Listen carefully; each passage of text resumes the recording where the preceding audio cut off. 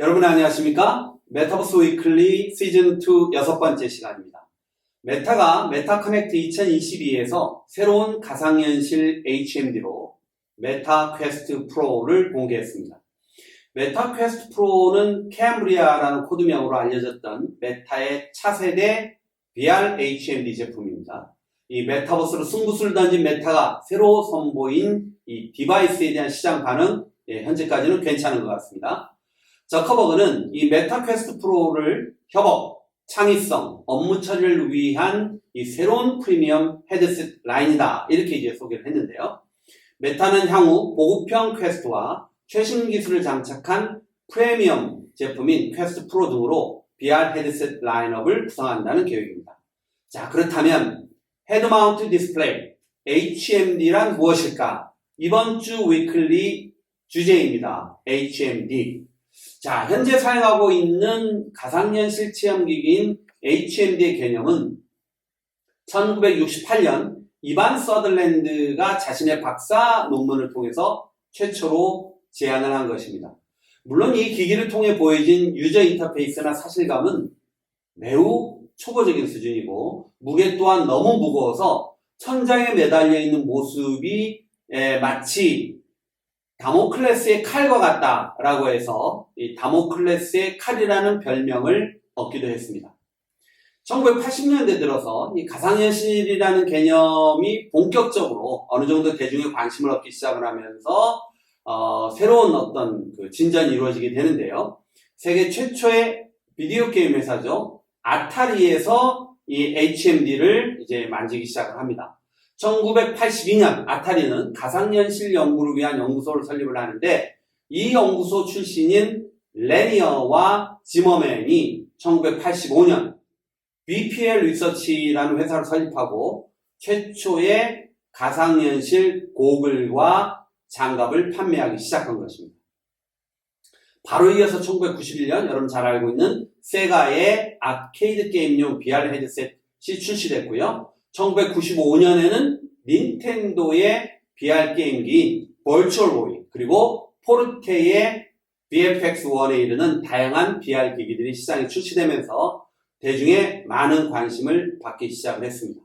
자, 그런데 이러한 초기의 헤드셋들이 디스플레이 영상에 반영되는 데 걸리는 시간이 상당히 느려서 이 소위 지연이라고 얘기하는 레이턴시가 상당히 높고 또 반면에 영상 수준은 상당히 낮습니다. 그러다 보니 몰입감을 제공하는 데는 상당히 한계가 분명했던 것이고요.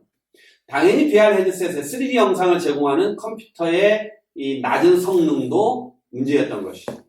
이러한 기술적 한계들로 인해서 1990년대 형성된 1차 VR 부문, 극소수 매니아가 즐기는 문화 정도로 전락함으로써 대중의 관심으로부터 멀어지기 시작을 합니다. 자, 그렇다면 지금의 VR의 붐은 어디에서부터 다시 시작되는지, 제2의 VR 붐을 일으킨 장본인은 팔머 럭키로 그의 나이 18살인 2011년에 신개념인 VR 헤드셋, VR 리프트의 초기 모델을 완성하게 되고요. 우리가 잘 알고 있는 크라우드 펀딩의 전문 업체죠. 킥스타터를 통해서 럭키 팔머는 무려 250만 달러의 리프트 개발 자금을 성공적으로 조달하게 되면서 업계에 관심을 모으게 되고요. 불과 2년 뒤에 페이스북이 이 신개념의 HMD를 무려 2조 달러에 전격 인수하게 됩니다. 자, 그 당시에 페이스북의 CEO였던 저커버그는 이 오큘러스를 정말 신생인 회사죠. 딸랑 어떻게 보면 렌즈 2개 있는 블랙박스의 오큘러스를 2조에 인수하면서 이렇게 얘기합니다. 진정으로 가상현실이라는 것은 진정으로 새로운 커뮤니케이션 플랫폼이다 라고 얘기를 하죠. 그러면서 가상현실은 결국 우리가 이런 종류의 몰입적이고 증강된 현실들의 수십억 명의 사람들이 일상생활을 누리는 것이 이제 보편화될 것이다 라는 소위 저커버그만의 메타버스 비전을 2014년 오큘러스를 인수하면서 사실 밝힌 것이죠. 어떻게 보면 저커버그의 메타버스에 대한 비전은 거의 한 8년 전으로 돌아가서 그 당시에 저커버그가 뭘 생각하고 있는지를 살펴본다면 지금의 소위 페이스북에서 메타로 사명을 바꾸면서 올인하는 이 전략이 그렇게 급작스러운 마케팅이 아니었음 정도는 충분히 알 수 있지 않을까 생각을 합니다. 자, 이러한 페이스북이 오큘러스 인수는 확실히 이 소위 가상현실에 대한 기폭제 역할을 했죠. 구글, 소니, 마이크로소프트, 삼성 전부 소위 가상현실을 미래성장 동력으로 인식하고 R&D를 통해서 신제품 개발, 또 과감한 투자를 통한 초기 가상현실 생태계 선점을 위해서 전부 경쟁에 뛰어들게 됩니다. 자, 이렇게 글로벌 ICT 기업들이 가상현실에 더욱 공을 들였던 이유는 이 스마트폰 시장 자체가 좀 정체되는 상황에서 새로운 돌파구가 필요했다. 가상현실은 그러한 필요성을 충분히 충족시켜 줄 수 있는 확장성과 성장 잠재력을 가지고 있기 때문이라고 이제 판단했기 때문인 것이죠. 또한 전통적인 이제 메타버스의 가장 기본이 되는 킬러 컨텐츠, 즉 엔터테인먼트 산업의 입장에서도 충분히 가상현실을 통해서 자신들의 컨텐츠의 가치를 확장시킬 수 있는 가능성을 봤기 때문에 게임사, 테마파크 기업들, 방송사, 영화사 말할 것도 없이 저희 가상현실 생태계에 발빠르게 진입을 하게 됩니다. 자, 그러면서 소위 오큘러스뿐만 아니라 소니라든지 또 대만의 HTC 이런 여러 업체들이 소위 VR 전용의 HMD 개발에 적극적으로 나서고 또 그러한 가상현실만을 위한 전용 컨텐츠들이 많이 개발이 되면서 본격적인 가상현실 생태계의 성장기를 우리는 맞게 됐던 것이죠. 자, 지금까지 가상현실에 대한 얘기를 쭉 한번 역사적인 측면에서부터 산업적인 측면까지 살펴봤는데요. 이 가상현실을 얘기하면서 빼놓을 수 없는 게 동전의 앞뒷면 같은 또 하나의 현실이 있죠. 바로 증강현실입니다.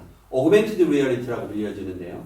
증강현실은 우리 눈으로 보는 현실 세계에 컴퓨터가 만든 가상의 3D 물체를 겹쳐서 보여주는 기술이죠. 또 확장적인 의미로 본다면 그러한 기술에 의해서 만들어지는 또 다른 세상을 우리는 증강현실이라고 얘기를 합니다.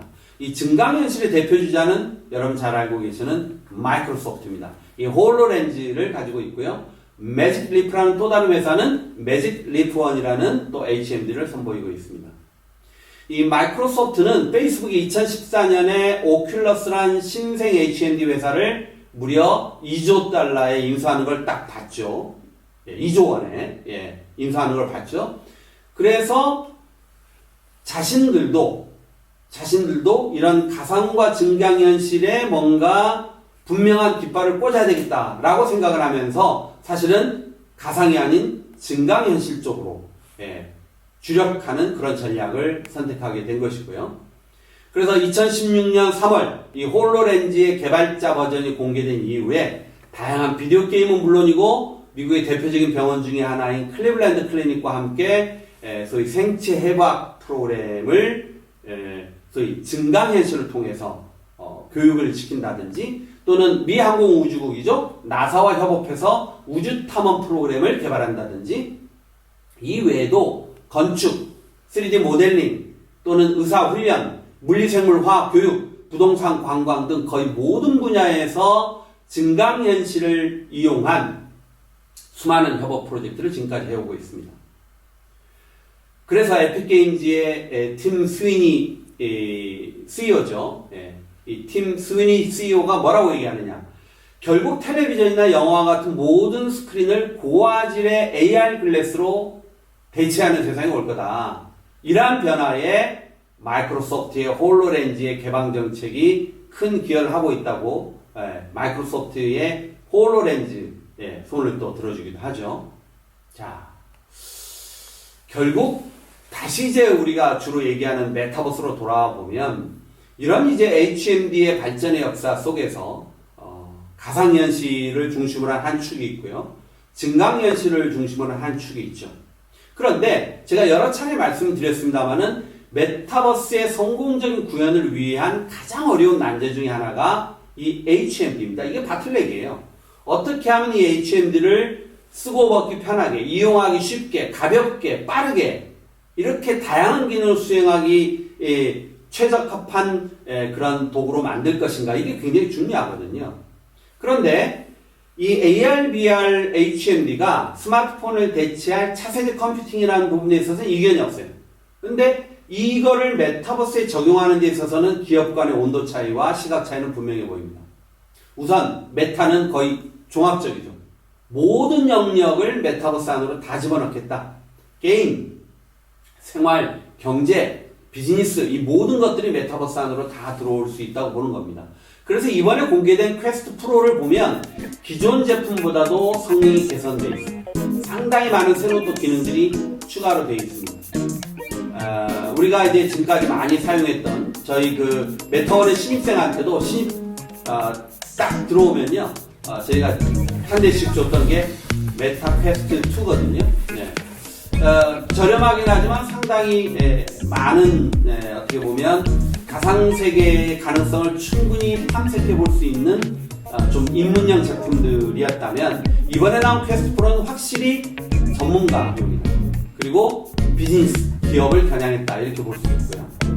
무엇보다도 이 퀘스트 프로의 두뇌 역할을 하는 이 프로세서 칩, 퀄컴과 협력해서 스냅드래곤 XR2를 채택을 했는데요. 성능이 대폭 개선됐다고 합니다. 당연히 뭐 거기에 따라서 가격도 굉장히 높습니다. 거의 $1,500 정도고요. 국내 출시가는 200만 원을 넘는다고 합니다. 그러니까 지금까지 사용해왔던 퀘스트 시리즈와는 가격 차이가 뭐 벌써 너무나 차이가 나는 거죠. 거의 한 4-5배 정도 가격이 비싼 게 맞고요. 저커버그는 이번에 이 퀘스트 프로를 통해서 현실 세계와 가상 세계를 결합해서 구현하고 이를 상대방과 함께 공유할 수 있도록 했다라고 그 특징을 설명하고 있습니다. 네, 이거를 소위 현실 세계와 가상 세계가 결합하는 소위 믹스드 리얼리티 MR 기능이라고 이제 저커버그를 표현을 하는데, 이 믹스드 리얼리티 기능을 강조한 만큼 퀘스트 프로의 이 패스스루, 즉 HMD를 통해서 보는 성능이 굉장히 강화됐다고 합니다. 그러니까 패스스루라는 것은 헤드셋을 낀 상태로 현실 세계를 보는 기능이죠. 헤드셋 외부에 달린 카메라가 이제 눈의 역할을 하는 것이고요. 기존에는 패스스루 기능이 있었지만 그것은 이제 흑백 영상으로 구현됐다면, 이번에 나온 퀘스트 프로는 컬러 영상으로 볼 수 있고 해상도도 퀘스트 2보다도 4배 정도 높아졌다고 합니다. 디스플레이 광학 구조 많이 개선됐습니다. 미니 LED가 적용된 LCD를 패널로 채택했어요.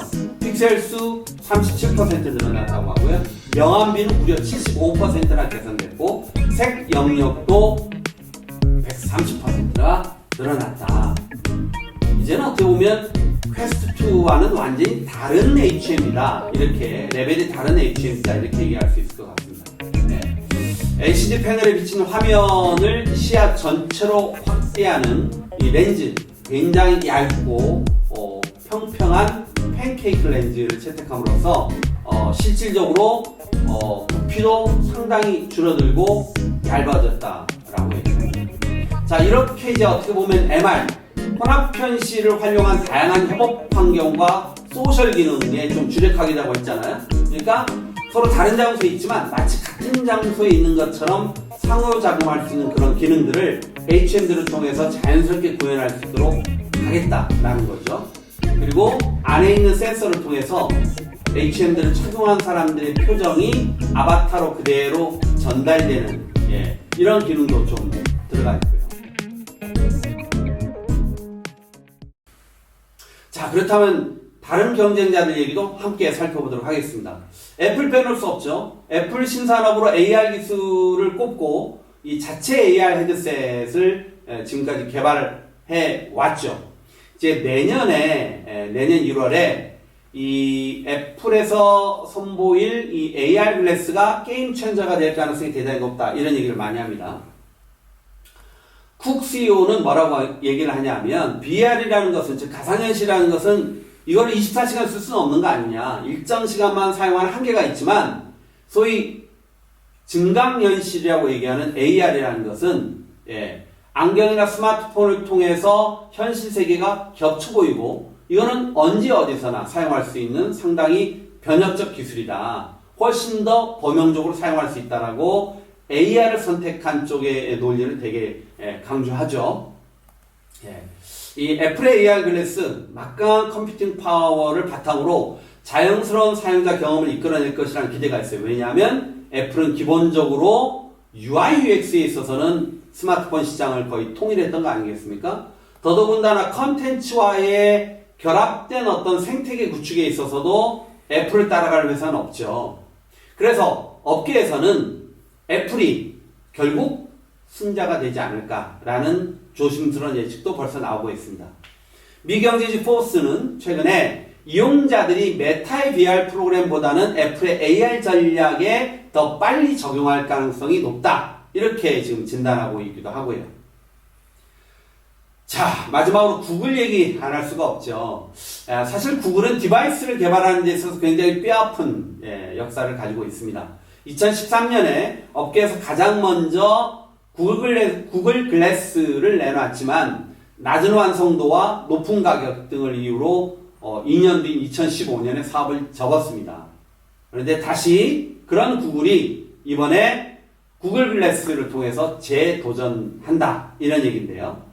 자, CEO인 피차이 뭐라고 얘기하냐 하면 과거 구글 글래스가 처음 나왔던 시기에 비해서 지금은 AI와 같은 기술들이 많이 진보한 만큼 다시 도전하는 것은 의미 있다라고 판단했다. 증강현실로 할 수 있는 것이 완성되고 있고 이제 안경이라는 형태로 담아내기만 하면 된다 라고 강조하면서 구글이 AR 글래스 쪽으로 집중하고 있다라는 구글만의 전략을 밝혔습니다. 자, 과연 이번에 구글의 명예를 회복할 수 있을지 이게 굉장히 재미있는 관전 포인트가 아닐 수 없습니다. 자, 이렇게 저희가 메타버스 글래스를 둘러싼 AR, VR 글래스를 중심으로 해서 이제 결국 메타버스의 승자는 누가 가장 편리한 그리고 가장 많은 사람들이 이용하는 이 메타버스 글래스를 선점할 것이냐의 동전의 앞뒷면 같은 얘기거든요. 메타버스 글래스를 둘러싼 세계 빅테크들의 경쟁이 점점 치열해져 가고 있습니다. 자, 경쟁이 치열해질수록 메타버스를 통한 현실과 가상의 통합도 더 빠르게 현실화될 수 있다라는 기대를 가져보면서 오늘 시간 여기서 마치도록 하겠습니다. 감사합니다.